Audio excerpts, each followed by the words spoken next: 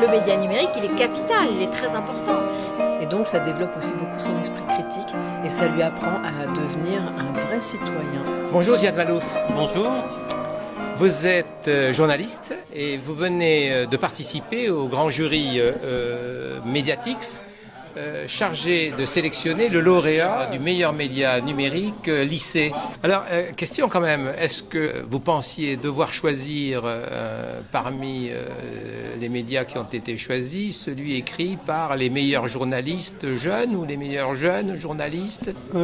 Pas forcément, parce que pour moi, journaliste, c'est une fonction, c'est un métier qui requiert beaucoup de temps, beaucoup de disponibilité, etc.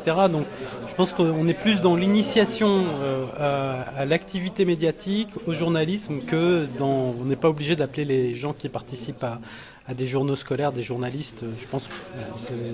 Et c'est pas du corporatisme, hein, c'est que je pense que tout l'intérêt du journalisme, c'est le fait de passer énormément de temps à titiller des choses, etc. Et du coup, voilà, d'avoir le temps aussi de le faire. Mais c'est sûr que ça fait partie des critères quand même, la qualité informationnelle, la rigueur des éléments qu'on peut juger, des différents éléments qu'on peut voir. On sent tout de suite s'il y a du travail, s'il y a du sérieux, s'il y a de la rigueur, si on a vérifié les informations dont on parle, enfin, ou si les choses sont faites de manière un peu légère. Donc ça se sent tout de suite quand on voit soit un site, soit une vidéo, etc., s'il y a ce travail-là. Voilà. Alors justement, est-ce que ce que vous venez de décrire, ce sont les qualités que vous reconnaissez dans un média numérique lycéen ?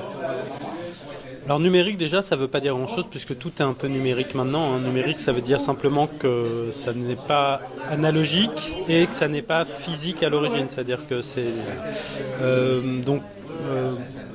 quel que soit le support, en gros, les qualités sont les mêmes. Oui, c'est le sérieux, la rigueur, le travail, le respect du lecteur, le souci de clarté, etc.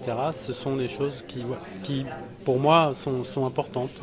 Alors, parmi les propositions qui vous ont été faites, avez-vous trouvé justement certaines d'entre elles présentant ces qualités-là de façon qui aurait pu vous surprendre, par exemple ? Deux d'entre elles, ouais, où j'ai trouvé qu'il y avait vraiment un travail, un soin. Une où il y avait beaucoup de style, mais beaucoup moins de soin. Et deux qui, pour moi, étaient hors de propos, c'est-à-dire que c'était des petits ou des exercices de quelques semaines, mais c'était pas des projets de longue haleine. Et oui, et j'ai trouvé ça extrêmement intéressant. Et pour moi, un des intérêts quand même d'un média lycéen ou d'un média de lycée, c'est de participer aussi à la vie locale du collège. C'est peut-être aussi d'initier au journalisme, c'est peut-être de favoriser le débat sur des sujets, etc. Mais participer à la vie du collège, en dehors de Facebook, en dehors de WhatsApp, en dehors de toutes les applications privées, au sein d'un média qui est géré, détenu, animé par les élèves, avec peut-être l'aide d'un prof ou pas, je trouve que c'est vraiment utile en fait. Ça fait vivre le lycée ? Bah oui, ça fait vivre le lycée, ça fait vivre les lycées parce que il y a plein de lycées dans un lycée, il y a plein de choses, il y a plein de groupes, plein de communautés, plein de réalités différentes au sein d'un lycée. Du coup, ça contribue à les faire vivre et je pense que c'est utile en fait. Et c'est sympa de savoir qu'il se passe telle ou telle chose. Ça évite peut-être les rumeurs aussi parce que une grande partie des informations dans les lycées circulent quand ils n'ont pas ce genre de médias, par rumeur. Tiens, il paraît qu'un tel a fait ci ou un tel a eu ça. Là, c'est l'ancien lycéen qui parle. Là. Ouais, a obtenu ça.